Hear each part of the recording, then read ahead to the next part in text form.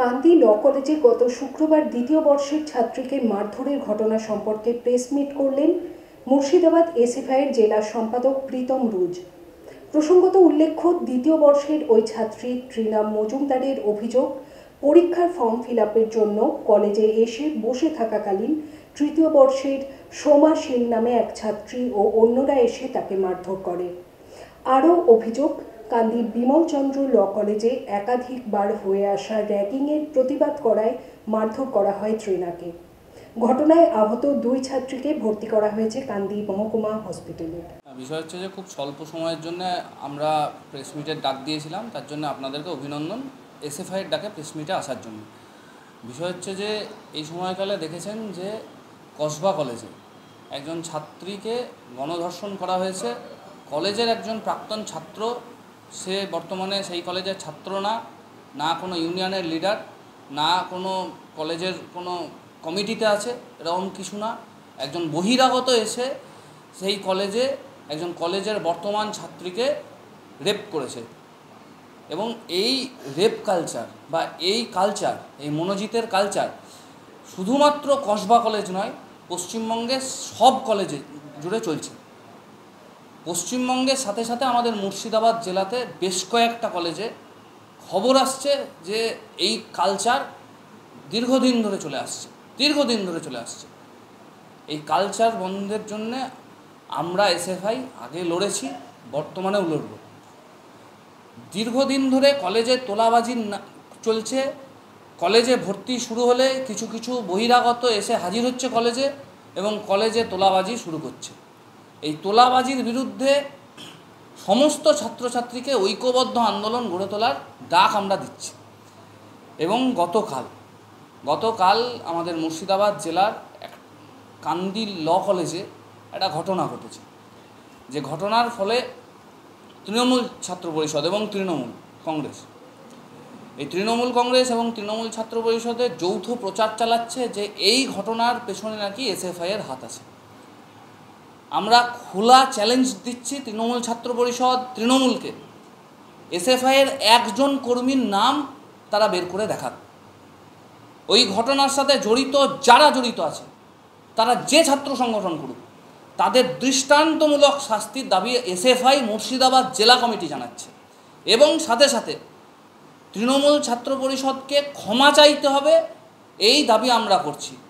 যে প্রত্যেকটা কলেজে গুন্ডামি, রাহাজানি, মাস্তানি, ধর্ষণ, সিন্ডিকেট চালানো, এই সবের মূল মাথা হচ্ছে তৃণমূল। আমি থার্ড ইয়ারে পড়ি।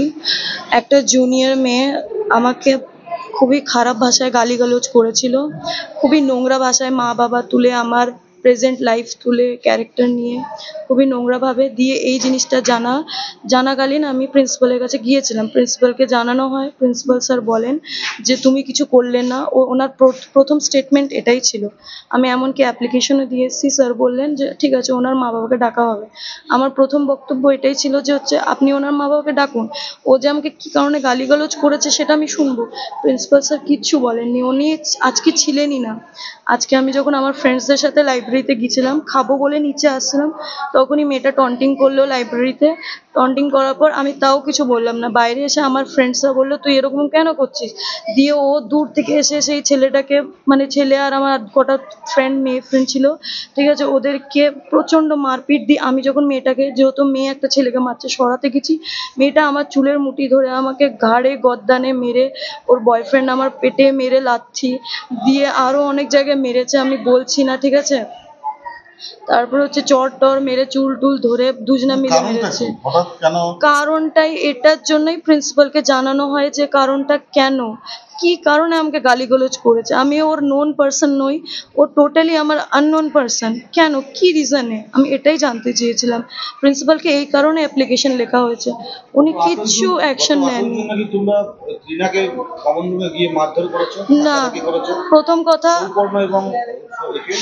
না, প্রথম কথা 8ই জুন আমি ছিলাম না।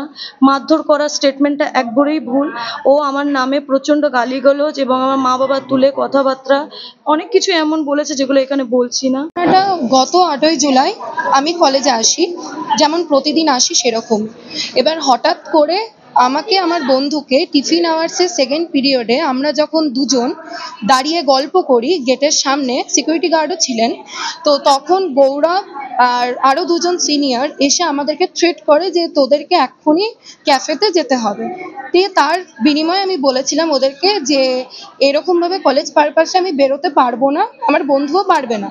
তো ওরা বললো যে আমরা যা করার এবার করছি। 5 মিনিটের মধ্যে ওরা একটা আউটসাইডার ছেলেকে নিয়ে আসে, ওরা 4 জন প্লাস আউটসাইডার, এই মানে পুষ্পায়ন, অর্ক কুণ্ডু, কাশ্যপ মিয়া আর গৌরব পাল, এই সবাই ওরা আসে, প্লাস আউটসাইডার যে ছেলেটি এসেছিল আমি তার নাম জানি না, আর সেদিন সোমা প্রেজেন্ট ছিল না। ঠিক আছে, এবার আমাকে ক্লাসে যেতে হয়েছিল লাস্ট পিরিয়ড। তখন আমি যখন ক্লাসে যাই তখন আমাকে রানিং ক্লাসে, আমি ক্লাসে ঢোকার পর আমার বন্ধুকে কমন রুমে থ্রেট করে নিয়ে যায় এরা, মানে এই 4 জন মিলে। দিয়ে তারপরে আমাকে আমার বন্ধু মেসেজ টেক্সট করেছিল, কিন্তু আমি ভেবেছিলাম যে হতে পারে নর্মালি কোনো কিছু ইস্যু এটা। তো তারপরে আমাকে ম্যাম, MSK ম্যাম ক্লাস করাচ্ছিলেন আমাকে, অর্ককুণ্ড এসে ম্যামকে জোর জবরদস্তি করেন সৌপর্ণ ত্রিনাকে ডাকছে। দিয়ে তারপরে ম্যাম যখন বলেন যে কি দরকার, মানে এরকম কথাটা দুবার বলেছে, তো তারপরে অর্ক ম্যামকে বলেন যে সৌপর্ণ প্রচণ্ড অসুস্থ, সিঁড়ি থেকে পড়ে গেছে, এরকম মানে প্রচণ্ড শরীর খারাপ হচ্ছে। এই বলে আমাকে ওরা, অর্ক আর আরও 2 জন ছেলে মিলে এসে নিয়ে যায় কমন রুমে। সেখানে যাওয়ার পর আমাকে ঘরে ওরা আটকে দেয়, মানে ভেতর থেকে বন্ধ করে দেয়। ওই ভেতরে আমি আমার বন্ধু পুরো আটকে পড়েছিলাম। বন্ধুটাকে পুরো ব্যালকনিতে যে জায়গাটা ছিল সেখানে ওকে আটকে রাখে এবং র্যাগিং করার চেষ্টা করা হয়, আর আমাকে ফিজিক্যালি ভাবে টর্চার করা হয়। এই হাতের এখানটাতে আগের দিন এফেক্ট এসেছে এখানটাতে, আর হাতটা ধরে মুচকে দেয় এবং বুকে ধাক্কা মারে। আজকে আমি কাল পরশু 2 দিন কলেজ আসতে পারিনি, ও শরীর অসুস্থ ছিল। তো আমি যখন আজকে 11 তারিখে যখন আমি আসি ফর্ম ফিল আপের জন্য আর কিছু অ্যাসাইনমেন্ট জমা দেবো বলে, তো ওরা লাইব্রেরিতে আমার সামনে এসে বসে, দেখছি ফোন চলছে ওদের। তো আমি এগুলো কোনো কিছু গুরুত্ব না দিয়ে আমি ডিরেক্ট প্রিন্সিপাল স্যারের রুমে যাওয়ার চেষ্টা করি, কিন্তু যখন দেখলাম যে প্রিন্সিপাল স্যার ওই মোমেন্টে ছিলেন না, আমি ফর্ম ফিল আপ করতে যাব। দিয়ে আমি আমার বন্ধুকে বললাম যে তুই টাকাটা নিয়ে আয়, আমার ব্যাগে আছে ফর্ম ফিল আপে যে টাকাটা লাগে। ও নিতে গিয়ে আমি দেখছি আসছে না, তখন আমি বেরোই রুম থেকে। আমাকে পিঠে ধাক্কা মারে প্রথমে অর্ককে আমি বলি এইভাবে কলেজে সিসিটিভি ফুটেজের সামনে তুই একটা মেয়েকে এরকম টাচ করতে পারিস না।